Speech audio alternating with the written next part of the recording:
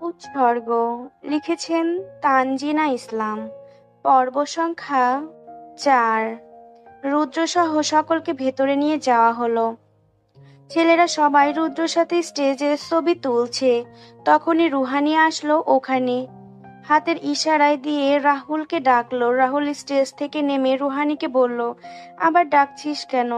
তোদের সব দাবি মিটিয়েই তো ভেতরে ঢুকেছি। আরে ইয়ার, সে জন্য না। মায়াকে পালকি করে আনা হবে এখানে। তুই তো মায়ারও বন্ধু, ওর প্রতিও কিছু দায়িত্ব আছে তোর। পালকি ধরার জন্য ডাকছে, কি বলিস? এখান থেকে এখানে পালকি করে আনতে হবে কেন?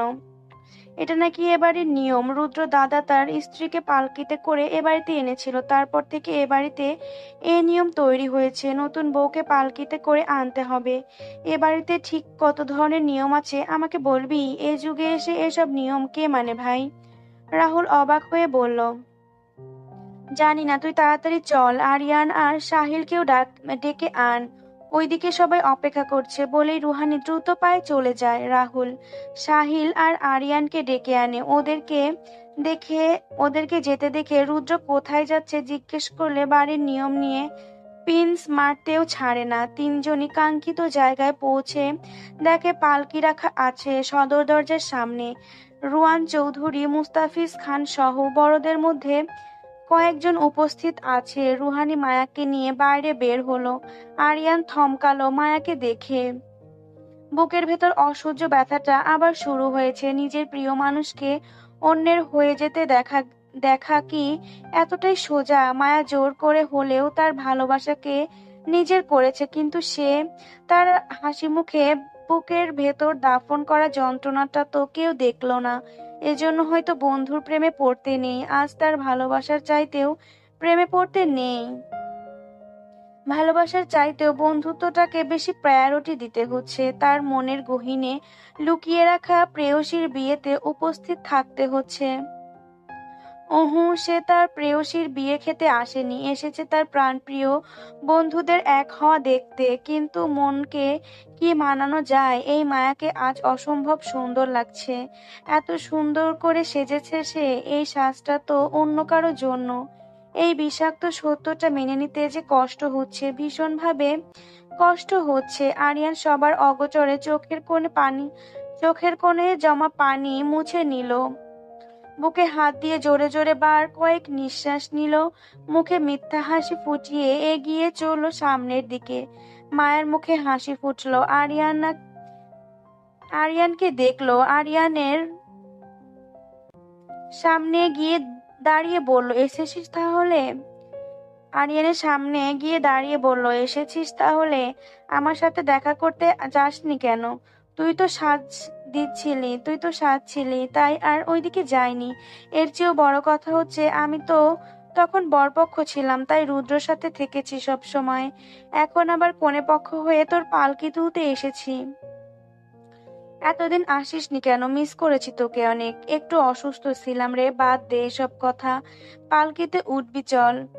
মাহেরা খান এসে মায়াকে পালকিতে উঠতে সাহায্য করলেন। পালকির 3টি খুঁটি রাহুল, আরিয়ান আর সাহিল ধরল, আরেকটি খুঁটি মুস্তাফিজ খান ধরলেন। রুহানি আর রিয়ানাও ওদের সাথে তাল মিলাতে হাঁটছে। গেট পেরিয়ে মায়াকে পালকি সমেত স্টেজের দিকে নিয়ে আসা হলো। পালকি নামিয়ে দিয়ে রাহুল দৌড়ে স্টেজে গিয়ে রুদ্রর হাত ধরে নিয়ে এলো। মায়া পালকির সামনে দাঁড় করিয়ে দিয়ে বলল, হাত ধরে নামা ওকে। রুদ্র পালকির ভেতরে হাত বাড়িয়ে দেয়। মায়া রুদ্রর হাত আঁকড়ে ধরে নিচে নামে। দুজনে চোখাচোখি হয়। রুদ্র মায়ার হাত ধরে স্টেজে ওঠে। মায়া আর রুদ্রর সব বন্ধুরাও ও করে চিল্লিয়ে ওঠে। সব বন্ধুরাই নিজেদের দুজনের পিছু পিছু স্টেজে ওঠে। ক্যামেরাম্যান এক এক পোজ দিয়ে ছবি তুলে দিচ্ছে সবাইকে। সবার সাথে ছবি তোলা শেষে মায়া আর রুদ্রকে অনেকগুলো কাপল পিক তুলে দিল। খাওয়ার সময় রুদ্র আর মায়াকে পাশাপাশি বসানো হলো। সবার দাবিতে রুদ্র মায়াকে একটু করে খাইয়ে দিল। মায়া ও রুদ্রকে এক লোকমা খাইয়ে দিল। দুজনের সুন্দর দৃশ্যটি রাহুল ক্যামেরাবন্দি করলো। অবশেষে বিয়ের সকল কার্যক্রম শেষ হলো। রাহুল, সাহিল, আরিয়ান আর মোস্তাফিজ খান আবার পালকি তুলে মায়াকে বাড়ি পর্যন্ত নামিয়ে দিল। রাফানা চৌধুরী কথায় রুদ্র মায়াকে কোলে তুলে বাড়ির ভেতরে ঢুকলো। মুস্তাফিজ খান, মাহেরা খান আর মায়ার বাড়ির সকল আত্মীয়রা বাড়ি ফিরে গেছে। রুদ্রদের কিছু কাছের আত্মীয় এখনো থেকে গেছে। মুস্তাফিজ খান যাওয়ার আগে রুদ্রর হাত দুটো ধরে বলেছিল, রুদ্র, যদি পারো আমার মেয়েটাকে ক্ষমা করে দিও। আমাদের ক্ষমা করতে বলছি না তোমাকে, আমরা সবাই অন্যায় করেছি তোমার ওপর, তার কোনো ক্ষমা হয় না। কিন্তু মায়া, ও তোমাকে অনেক ভালোবাসে রুদ্র। আমার মেয়েটাকে দেখে রেখো প্লিজ। আমি জানি ও তোমার জন্য ঠিক কতটা পাগল। এ জীবনে ও শুধু তোমাকেই চেয়ে গেছে, তাই বাবা হয়ে নিজের মেয়ের ভালোবাসাকে পূর্ণতা দিতে তোমার সাথে অন্যায় করে ফেলেছি। তুমি ওকে আগলে রাখবে তো? রুদ্রর মুখ দিয়ে তখন কিছুই বের হয়নি। সে শুধু মাথা নেড়ে আশ্বস্ত করেছিল সে মায়াকে আগলে রাখবে সারা জীবন। রাত 1টার দিকে রুদ্র ঘরে ঢুকতে পারল। কক্ষে ঢুকেই তাড়াহুড়ো করে দরজার সিটকিনি লাগিয়ে দিল, বুকে হাত দিয়ে দরজার পিঠ ঠেকিয়ে শ্বাস নিল। মনে হচ্ছে যেন যুদ্ধ করে এসেছে। মেয়েগুলো দরজা আটকে দাঁড়িয়েছিল। আবার নাকি টাকা দিয়ে ঢুকতে হবে, নয়তো ঢুকতে দেবে না। রুদ্র সাফ সাফ বলে দিয়েছে যে সে কোনো টাকা দেবে না। শেষমেশ রাহুল আর আরিয়ানের সাহায্যে ছাড়া পেয়ে এক প্রকার যেন পালিয়ে এসেছে। রুদ্র কক্ষে চোখ বোলালো। ফ্লোরে গোলাপের পাপড়ি ছেটানো, বেডে রজনীগন্ধা আর গোলাপ দিয়ে সুন্দর করে সাজানো, আবার গোলাপের পাপড়ি দিয়ে মাঝখানে একটা লাভ আঁকা। সুন্দর একটা স্মেল আসছে, কিন্তু মায়া কোথায়? মায়ার তো এই বেডের ওপর সুন্দর করে বসে থাকার কথা ছিল। রুদ্র কক্ষে ভালো করে খুঁজে দেখলো, না পেয়ে বেলকনিতে গিয়ে খুঁজলো, আর পেয়েও গেল। মায়া দাঁড়িয়ে আছে, এখনো পরিপূর্ণ সাজে আছে। মাথার দোপাট্টা পর্যন্ত খোলেনি। তার দৃষ্টি আকাশের দিকে। রুদ্র পা টিপে টিপে গিয়ে পেছন থেকে চিল্লানি দিল। মায়া চমকে পেছনে ফেরে রুদ্রকে দেখে বুকে থুতু ছেটায়। হৃৎপিণ্ড তড়িৎ বেগে ওঠানামা করছে। মায়া ক্ষেপে বলল, এই ছেলে, এভাবে কেউ আসে নাকি? আরেকটু হলে হার্ট অ্যাটাক হয়ে যেত আমার। হার্ট অ্যাটাক হওয়া এত সোজা নাকি? হ্যাঁ, তুই তো এটাই চাস, আমি যাতে হার্ট অ্যাটাক করে উপরে উঠে যাই, আর তুমি তোমার আরশিকে নিয়ে সুখে থাকবে। এখানে আরশির কথা কোত্থেকে আসছে ভাই? সব জায়গায় তোকে আরশির কথা আনতে হবে, তাই না? আমি তো আনতে চাই না, ওই তো চলে আসে মাঝখানে। এখন একটু দূরে গিয়ে দাঁড়া। রুদ্র ভ্রু কুঁচকে একটু পেছনে গিয়ে দাঁড়ালো। মায়া চট করে ঝুঁকে রুদ্রর পায়ে সালাম করলো। রুদ্র চমকালো, মায়া থেকে এটা আশা করেনি ও। মায়া সালাম করলো, তাও তার পা ধরে। এটা কি করলি? বড় খালামণি বলেছে এভাবে নাকি প্রথম রাতে স্বামীকে সালাম করতে হয়। তুই আমাকে নিজের বউ নাই মানতে পারিস, কিন্তু আমি তোকে নিজের জামাই মানি, তাই সালাম করলাম, বুঝলা আমার প্রাণপ্রিয় স্বামী। মায়া হাসি হাসি মুখে করে বলল। তারপর কিছু একটা ভেবে বলে উঠে, ইস, তুই তো আমার ঘুমটায় খুলতে পারলি না। তারপর রুদ্রর হাত ধরে টেনে নিয়ে যায় কক্ষের ভেতরে। রুদ্র এত বিস্ময় একসাথে কাটাতে পারেনি। মায়া খাটের ওপর গিয়ে রুদ্রকে দাঁড় করিয়ে দেয়। খাটের পাশে গিয়ে রুদ্রকে দাঁড় করিয়ে দেয়। খাটের ওপর উঠে বসে ঘোমটা টেনে দেয়। ঘোমটা খুলে দে সুন্দর করে। তারপর আমার মুখের দিকে চেয়ে বলবি, একদম চাঁদের মতো সুন্দর তুমি। রুদ্র কি করবে ভাবতে পারছে না। নিজের ভাবনায় কোনো কুল কিনারা খুঁজে না পেয়ে রুদ্র মায়ার পাশে বসে মায়ার ঘোমটা খুলে দিল। তারপর মায়ার দিকে তাকিয়ে বলে ওঠে, ইস, একেবারেই শেওড়া গাছের পেতনি লাগছে তোকে। আমাদের তেঁতুল গাছের পেতনিটা তোকে দেখে শিওরলি জেলাস ফিল করবে। মিষ্টি কণ্ঠে বলল রুদ্র। মায়া রেগে রুদ্রের পেটে গুঁতো দেয়। রুদ্র হাসতে হাসতে বিছানায় গড়িয়ে পড়ে। বলদের মতো না হেসে আমাকে সব গয়না খুলতে সাহায্য কর। মায়া ঝাঁঝালো কণ্ঠে বলল। না, পরিস্থিতি গরম হয়ে গেছে। রুদ্র এগিয়ে এসে মায়াকে সাহায্য করে। মায়ের কানের দুল, টিকলি, হাতের চুড়ি সবকিছু একে একে খুলে দেয়। মায়ের চুলের ক্লিপগুলোও খুলে দেয় যত্ন করে, যাতে মায়ের চুলে ব্যথা না লাগে। লাগেজ থেকে একটা সুতির সালোয়ার বের করে মায়া ওয়াশরুমে ঢোকে। রুদ্র গোলাপের পাপড়ি সরাতে শুরু করে বেড থেকে ফুলগুলো সরিয়ে রুদ্র ব্যালকনিতে আসে। আকাশে আজ তারার মেলা। মৃদু বা মন্দ বাতাসও হচ্ছে। কিছু সময় পর পর, এখানে কি করছিস? মায়ের ডাকে রুদ্র ঘর থেকে বেরিয়ে আসে। এমনি দাঁড়িয়ে আছি, আজকে আকাশটা সুন্দর লাগছে অনেক। মায়ের রুদ্রর পাশে এসে দাঁড়ায়, কণ্ঠ খাদে নামিয়ে বলল, তুই আমাকে অনেক ঘৃণা করিস তাই না রুদ্র? রুদ্র চমকে তাকালো, অস্থির স্বরে বলল, কি বললি? ঘৃণা করব তোকে? তুই আমার ঘৃণা করার মতো কেউ নাকি? এই যে আমি তোর সাথে কত অন্যায় করলাম, তোর আমার প্রতি রাগ হওয়া স্বাভাবিক। যা করেছিস তার শাস্তি তুই পাবি। ওটা নিয়ে চিন্তা করিস না। আমার শাস্তির মেয়াদ শেষ হলে তুই আমাকে ভালোবাসবি তো রুদ্র? রুদ্র ভাবলো, আসলেই কি মায়াকে একটু ভালোবাসে না? ভেতর থেকে উত্তর এলো, না, ভালোবাসে। ভেতর থেকে উত্তর এলো, না, ভালোবাসে। একজন বন্ধুর মতোই ভালোবাসে ওকে। আমি তোকে ভালোবাসতে পারবো না কোনোদিন। তোর প্রতি সেসব অনুভূতি আনিনি কোনোদিন। রুদ্র নরম গলায় বলল, কেন আনিসনি? আমার তো এসেছে, তোর আসলো না কেন? অবশ্য না আসাটাই স্বাভাবিক। কতগুলো বেডের কাছে যে নিজের অনুভূতি ওয়েস্ট করেছিস, আমার জন্য আসবে কি করে? তুই আর ওরা সেম না, রুদ্র গম্ভীর কণ্ঠে বলল। মায়া একটু এগিয়ে গিয়ে রুদ্রর বাহু আঁকড়ে ধরে মাথা রেখে মোলায়েম স্বরে বলল, আচ্ছা বাদ দে এসব, আজ আমাদের বাসর রাত রুদ্র। রুদ্র ছিটকে দূরে সরে যায়, তুতলিয়ে বলে, তো তুই কি করতে বলছিস? দেখ, আমাদের যখন প্রথম বিয়ে হয়েছিল তখনও তুই কিছু করিসনি। যা মেনে নিলাম, সে রাতে রেগেছিলি তাই। বাট আজ আজ রাতটা অন্যভাবে কাটানো উচিত। মায়া রুদ্রর দিকে এগোতে এগোতে বলল, মুখে তার দুষ্টু হাসি। রুদ্র পেঁচাচ্ছে, দেখ, একদম কাছে আসবি না, দূরে থাক। দূরে থাকার জন্য বিয়ে করেছি নাকি? রুদ্র দেয়ালের সাথে মিশে গেছে, পেছানোর জায়গা না পেয়ে ঢোক গিলল। মায়া এগিয়ে এসে রুদ্রের একদম কাছে দাঁড়ালো, নাক কুঁচকে বলল, এত ড্রামা কোত্থেকে শিখেছিস? একটা মেয়েকে ভয় পাচ্ছিস? ভয় পাচ্ছি না, কিন্তু তোকে আমার বিশ্বাস নেই। তুই আমার ইজ্জত হরণ করতেও দুইবার ভাববি না। মায়া কোমরে হাত রেখে বিরক্ত নিয়ে তাকায়। সিরিয়াসলি, একটা মেয়ে হয়ে ও কি করে একটা ছেলের ইজ্জত হরণ করতে পারে? ওর বুঝে আসে না। রুদ্র মাঝে মাঝে একটু বেশি নাটক করে। মায়া ভাবলো, মায়ার ভাবনার মাঝে রুদ্র মায়াকে সামনে থেকে সরিয়ে কক্ষের ভেতর চলে গেল। রুদ্র গভীর ঘুমে আচ্ছন্ন, এলোমেলো সিল্কি চুলগুলো কপালের উপর ল্যাপটানো, তেলতেলে চেহারা। মাথার নিচে এক হাত রেখে মায়া খুঁটিয়ে খুঁটিয়ে দেখছে তাকে, চাউনিতে একরাশ মুগ্ধতা। কি আছে এই মুখে? কেন তার সারাক্ষণ এই মুখের দিকে চেয়ে থাকতে মন চায় মায়া জানা নেই। ফজরের নামাজের পর মায়া যে ধ্যান দিয়েছে রুদ্রকে দেখার, সে ধ্যান এখনো ভাঙেনি।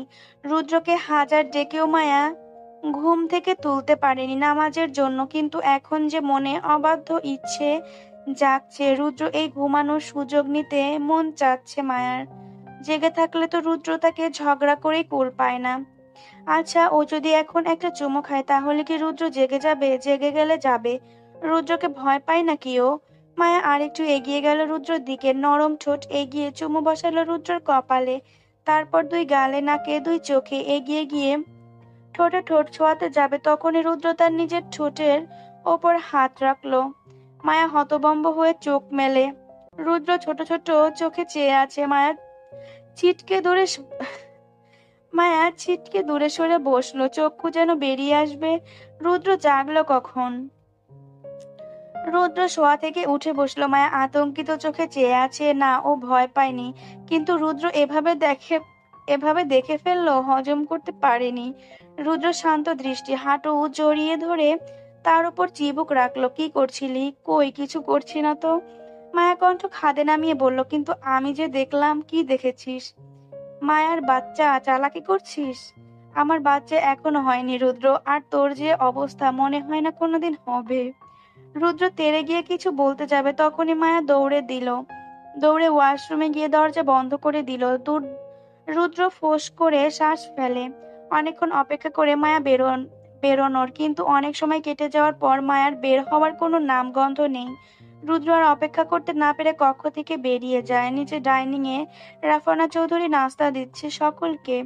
রুদ্র চেয়ারে বসে বসে মোবাইল টিপছে। রুয়ান চৌধুরী খবরের কাগজ পড়ছে মনোযোগ দিয়ে। মায়া কোথায়? রাফানা চৌধুরী চেয়ারে বসতে বসতে বললেন, তোমার বৌমা ওয়াশরুমে গেছে। তোমার বৌমা ওয়াশরুমে বসে গু খাচ্ছে। কি ছাতার মাথা বলছিস এসব? ওয়াশরুমে ঢুকেছে মনে হয় 2 ঘন্টার ওপর হলো, এখনো বের হয়নি। তখনই ধূপধাপ পা ফেলে মায়া নিচে নামলো। তার পরনে সাদা রঙের সালোয়ার, কাঁধে ব্যাগ ঝোলানো, এসে চেয়ারে বসলো সবার সাথে। এতক্ষণে আসার সময় হলো তোর? রাফানা চৌধুরী বললেন। আরে মামনি, একেবারে রেডি হয়ে আসছিলাম, তাই দেরি হয়ে গেছে। রেডি মনে হয় তিনি একা হয়েছেন, রুদ্র মুখ বাঁকিয়ে বলে। মায়া চোরা চোখে চেয়ে দৃষ্টি সরিয়ে ফেললো। এখন রুদ্র সাথে না লাগাই ভালো। রেডি হয়েছো? কোথাও যাবে নাকি? রুয়ান চৌধুরী খেতে খেতে বলল, হ্যাঁ বাবা, এই সামনে এক্সাম। এমনিতে অনেক ক্লাস মিস দিয়ে ফেলেছি, এখন থেকে রেগুলার অ্যাটেন্ড করতে হবে। রুদ্রও তো যাবে মনে হয়, দুজনে তাহলে একসাথেই যেও। হ্যাঁ, একসাথেই যাব। দুপুরে ওর জন্য গাড়ি পাঠিয়ে দিও বাবা, আমি ভার্সিটি থেকে অফিসে চলে যাব। রুদ্র তার বাবাকে উদ্দেশ্য করে বলে। আজকে যখন ভার্সিটিতে যাচ্ছই, তখন আর অফিসে যেও না, এত পেইন নেওয়ার দরকার নেই, ওদিকটা আমি সামলে নেব। না, সমস্যা হবে না, এখন যেহেতু সব নতুন করে শিখছি, সেহেতু কাজে ডিস্ট্রাকশন ডিস্ট্রাকশন না দেওয়া ভালো, আমি সব ম্যানেজ করে নিব। আচ্ছা, তুমি যা ভালো বোঝো। রুদ্র মাথা নাড়ায়। মায়া রাফানা চৌধুরীকে উদ্দেশ্য করে বলে, বাড়ি এত বাড়ি এত ফাঁকা কেন মামানি? সব অতিথিরা কি চলে গেছে? আর তোমার বোনেরা? সবাই চলে গেছে রে, এত করে থাকতে বলার পরেও থাকলো না। সবার স্কুল কলেজ ভার্সিটি খোলা, তাই বলে চলে গেছে সকালে। খাওয়া শেষে রুদ্র উঠে দাঁড়ালো, মায়াকে উদ্দেশ্য করে বলে, তাড়াতাড়ি শেষ কর, আমি বাইরে ওয়েট করছি। মায়া তার মামনি আর বাবার কাছ থেকে বিদায় নিয়ে বাইরে গিয়ে দেখে রুদ্র ড্রাইভিং সিটে বসে অপেক্ষা করছে, দৃষ্টি তার দিকে নিবদ্ধ।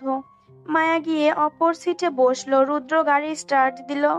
গাড়ি চলছে আর আপন গতিতে গাড়ি চলছে তার আপন গতিতে। দুজনের মধ্যে পিনপতন নীরবতা। মায়া রুদ্রর দিকে তাকিয়ে নীরবতা ভেঙে বলে উঠল, রেগে আছিস আমার ওপর? রুদ্র বাহাতে আলতো করে চড় লাগালো মায়ার গালে। মায়ার গালে হাত দিয়ে অবাক হয়ে তাকালো। যদি থাপ্পড় মারলই, এত আস্তে মারলো কেন? চুমুর পরিমাণে থাপ্পড়? গালে হাত ঠেকিয়ে বলল মায়া, এত লুচ্চা হলি কবে থেকে? লুচ্চামির কি করলাম? নিজের জামাইকে চুমু খেয়েছি, পর পুরুষকে তো আর চুমু খেতে যায়নি। রুদ্র বিরক্তি নিয়ে তাকালো। না, এই মহিলাকে কিছু বলা যায় না।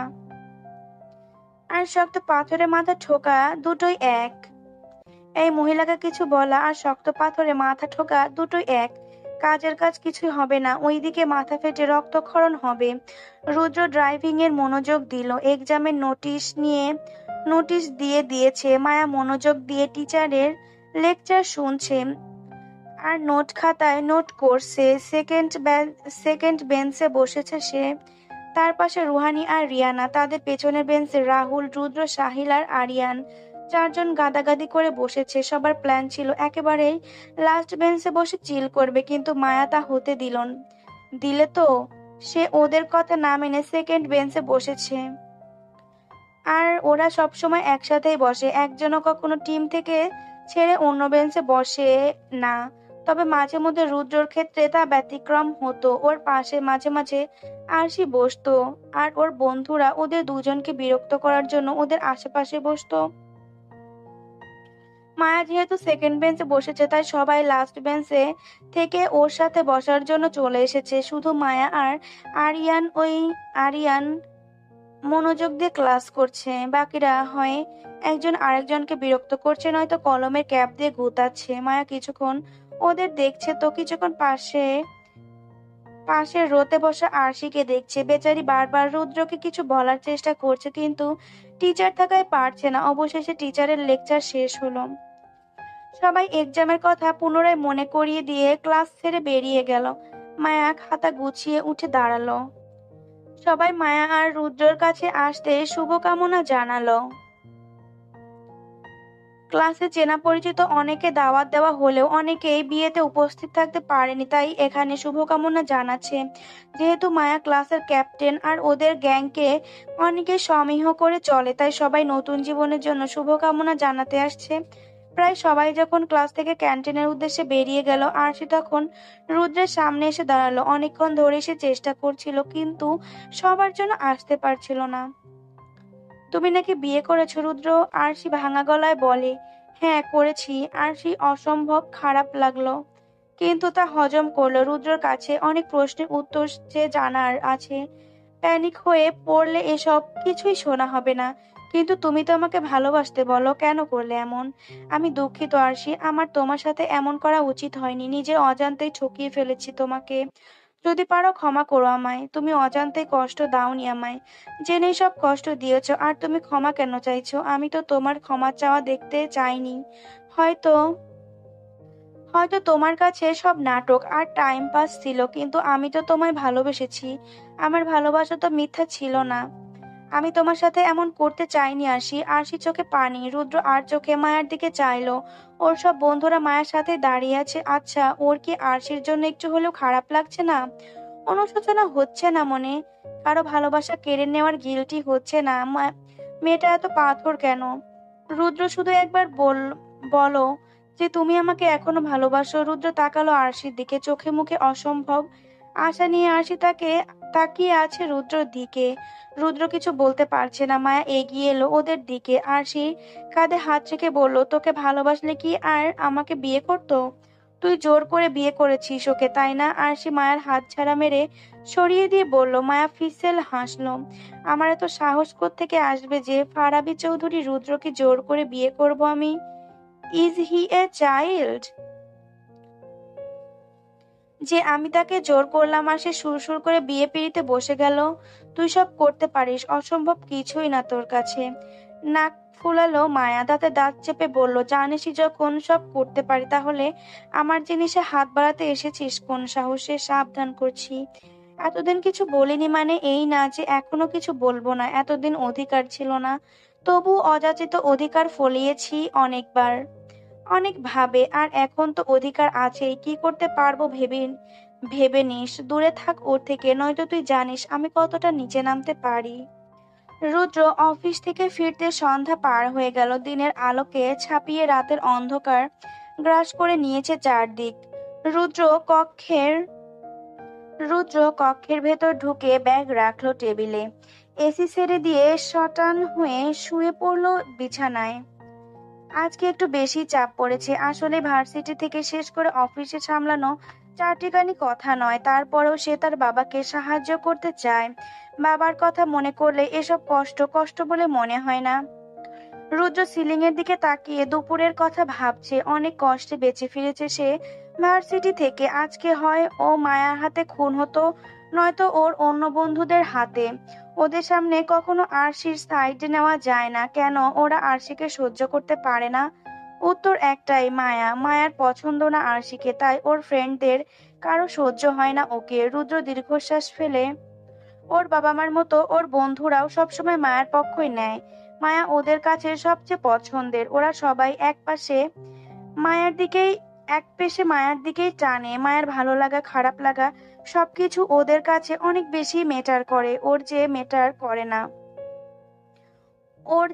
করে না তা না। মায়া তো ওর বন্ধুই, কিন্তু মাঝে মাঝে অসম্ভব হিংসার বশবর্তী হয়ে যায় ও। শুধু ওইটারই কেন শুধু ওইটাই কেন দেখে না কেউ? প্রতিশোধ নিতে হবে।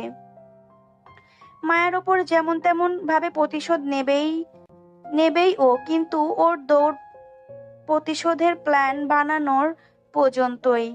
প্রতিশোধটা কিভাবে নেবে সেটাও ভাবা হয়ে ওঠে না। প্রতিশোধ কার্যকরও হয়ে ওঠে না। রুদ্র উঠে বসলো। মেয়েটাকে কখনো কক্ষে পাওয়া যায় না কেন? এখন কোথায় আছে কে জানে। কোথাও না কোথাও দুদণ্ড বসে থাকতে পারে না। রুদ্র উঠে দাঁড়ালো। কক্ষ ছেড়ে অন্যান্য কক্ষে খুঁজলো।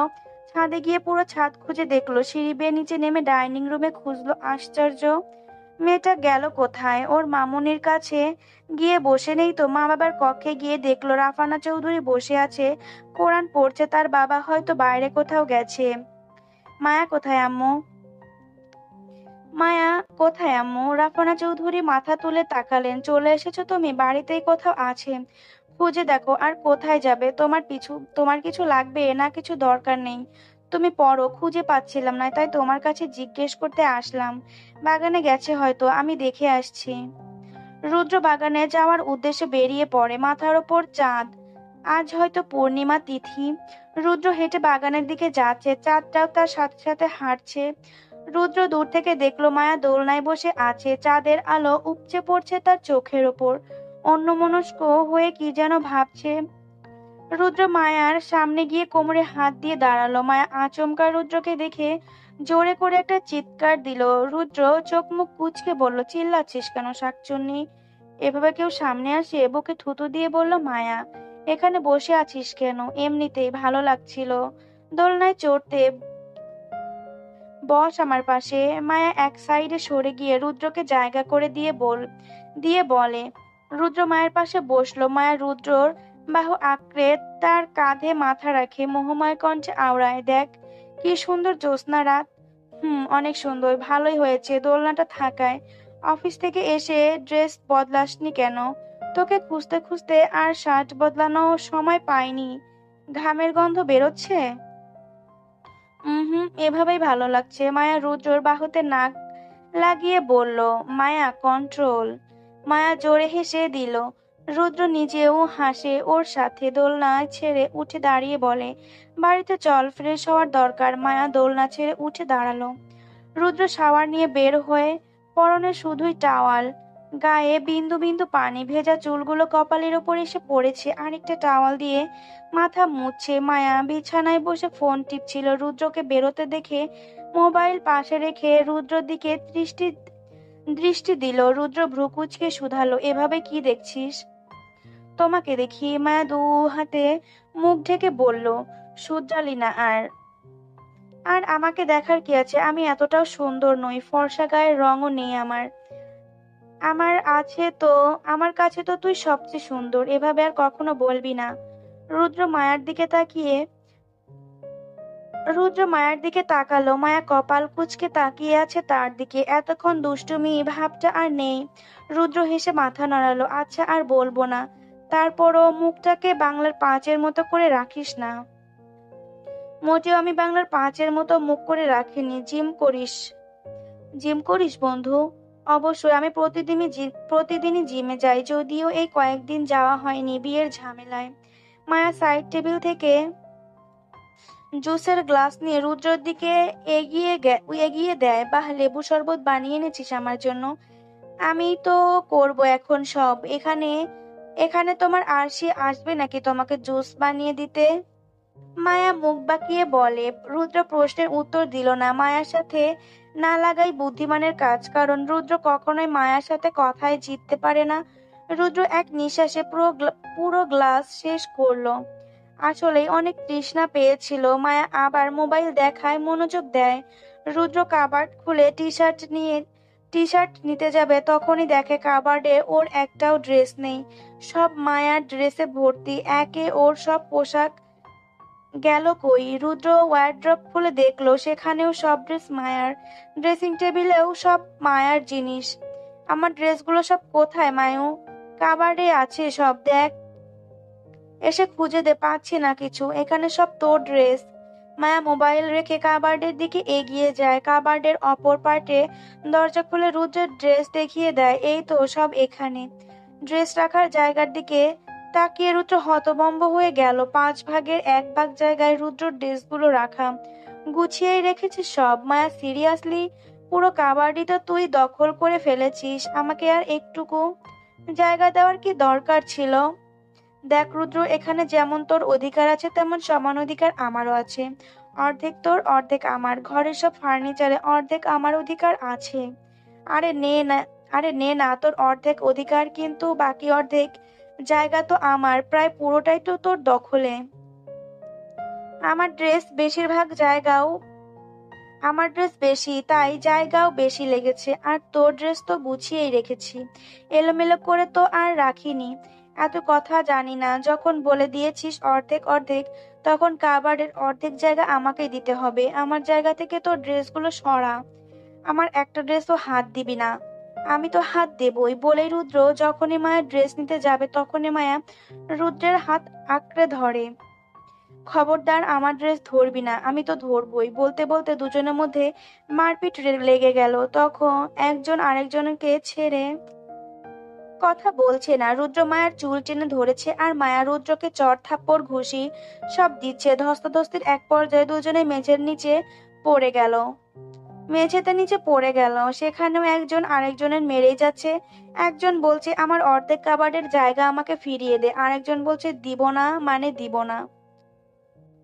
দোতলা থেকে ভেসে আসা শব্দে রাফানা চৌধুরী আর রুয়ান চৌধুরী ওপরে দৌড় দিলেন। এসে দেখে দুজনে মেঝেতে পড়ে মারপিট করছে। দুজনের মধ্যে হয়েছেটা কি?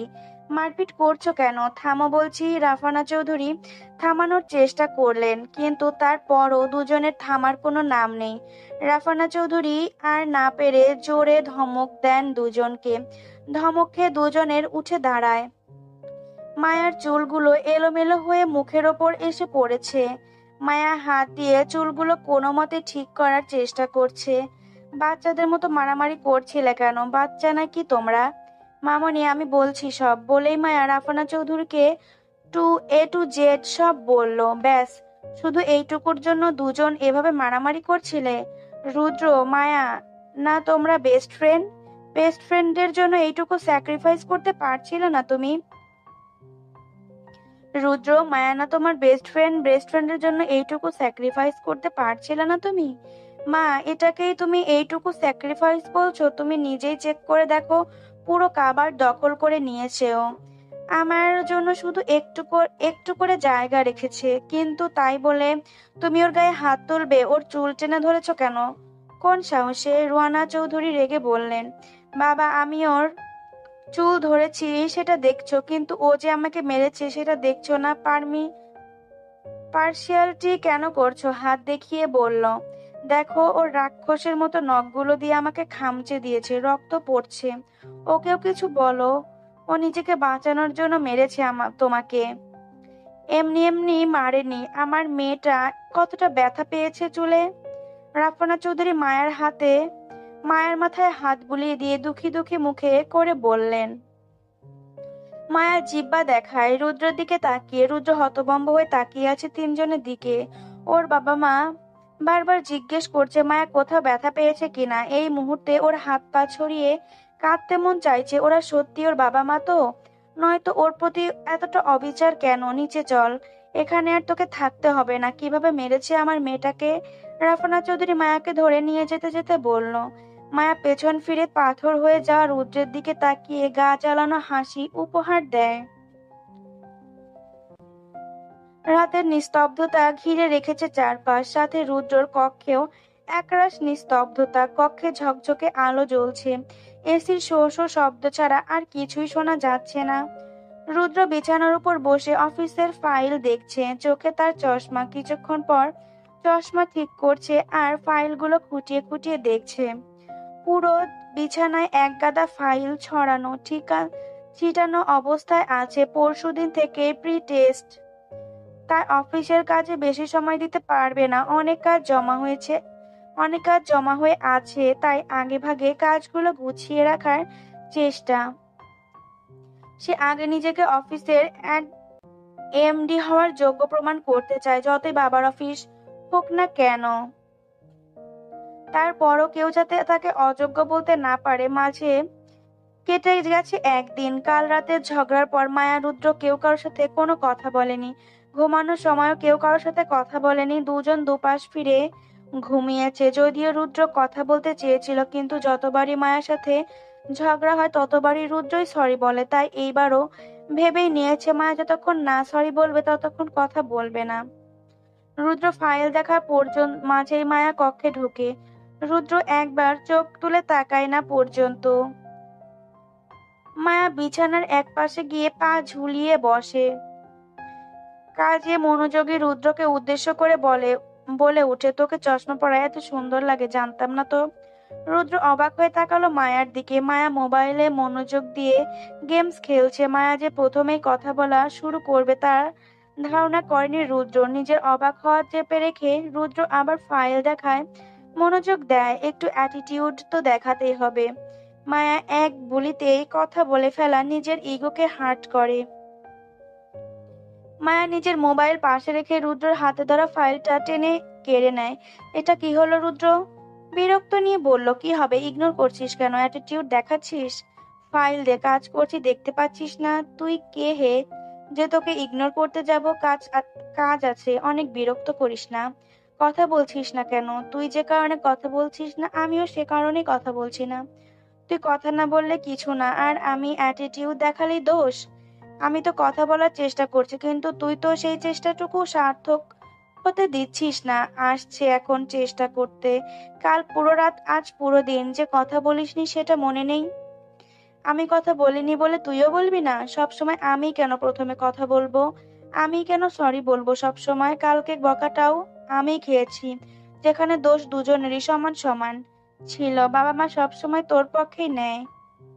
রুদ্র মন খারাপ করে বলল, সেটা তো শুধু আজকে না মামনি, আর বাবাই সব সময় আমার পক্ষই নেয়, সেটা তো জানা কথা।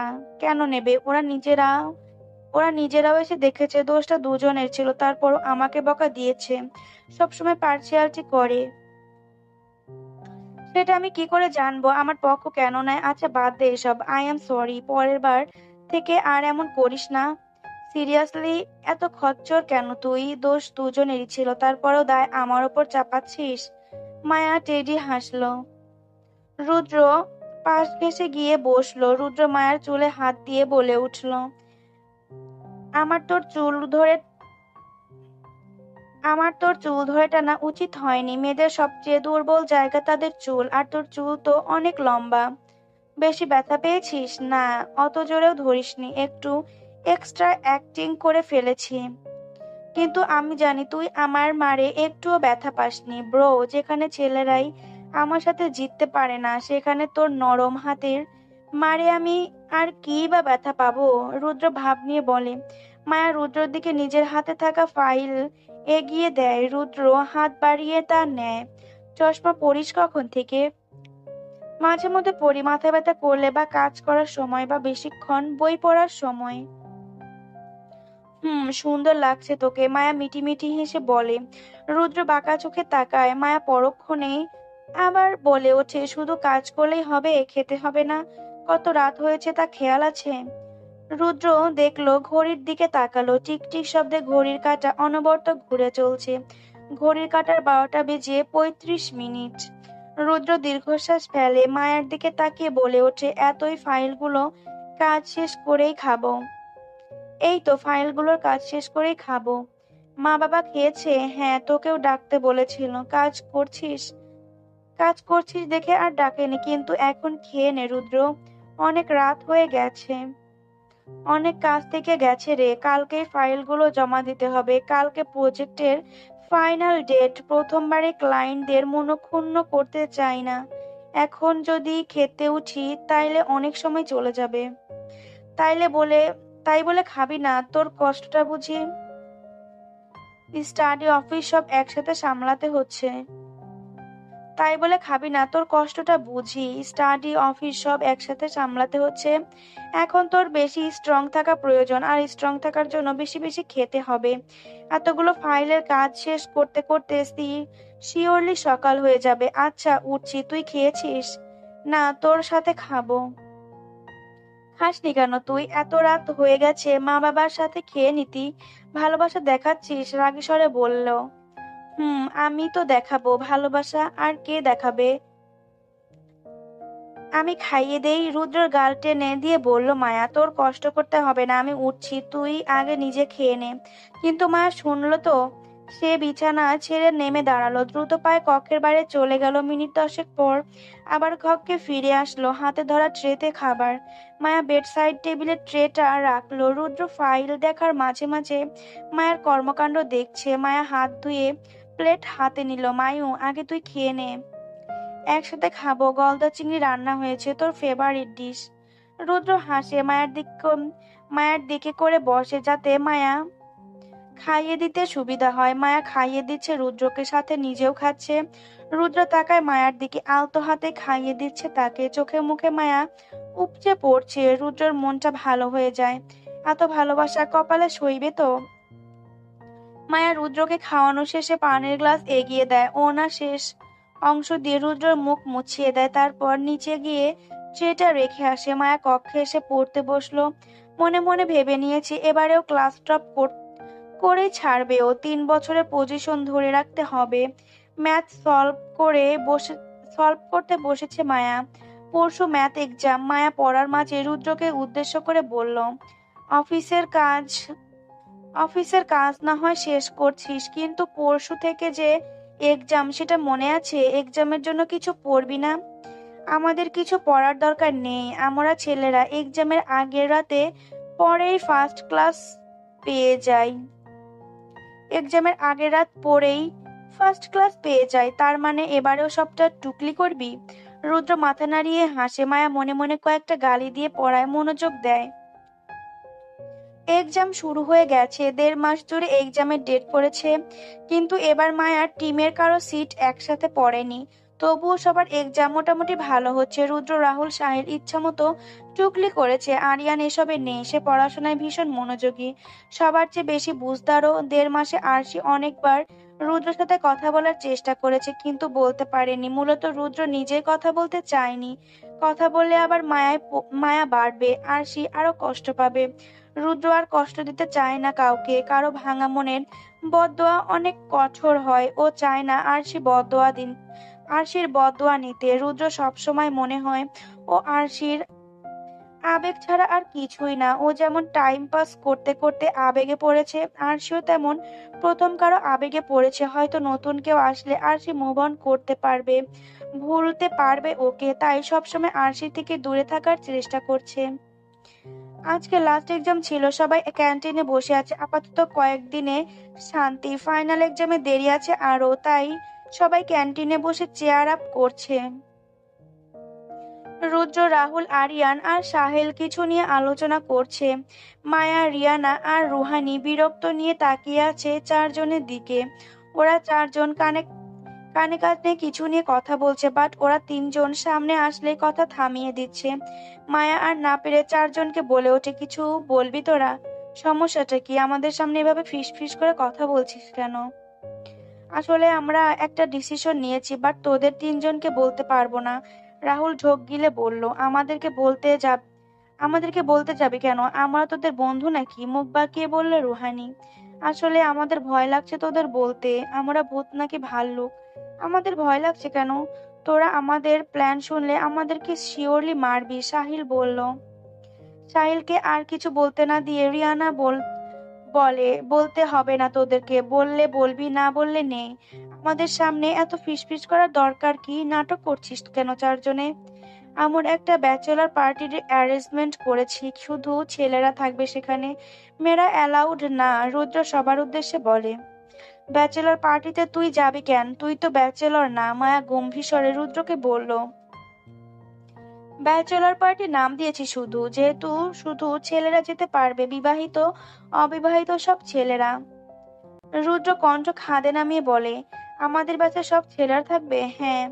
প্ল্যানের মূল হোতাকে? মায়ের প্রশ্নই সবাই রুদ্রকে দেখিয়ে দেয়। রুদ্র মুখ কাচুমাচু করে বসে। তোরা যে আমাদের ফ্রেন্ড ভাবিস না, সেটা এবারে প্রমাণ করেই দিলি। পার্টি যখন দিলি শুধুমাত্র ছেলেদের জন্যই, কেন আমরা মেয়েরা বাদ গেলাম কেন? রুহানি রেগে বলল, সাথে কয়েকটা গালি ছুড়ল চারজনের উদ্দেশ্যে। ছেলেরা সাফ- ছেলেরা সাফাই দিয়ে কিছু বলবে তার আগেই মায়া উঠে দাঁড়ায়। রুহানি আর রিয়ানাকে উদ্দেশ্য করে ফুঁসে বলল, এই বেইমানগুলোর সাথে থাকার কোনো মানেই হয় না। রিয়া, চল এখান থেকে। এরা মন যা চায় তাই করুক। বড় বড় কদম ফেলে চলে যাচ্ছে মায়া। রুহানি আর রিয়ানাও ওর সাথে পা মেলালো। চেয়ারে বসা চারজনকে কিছু বলার সুযোগই দিল না।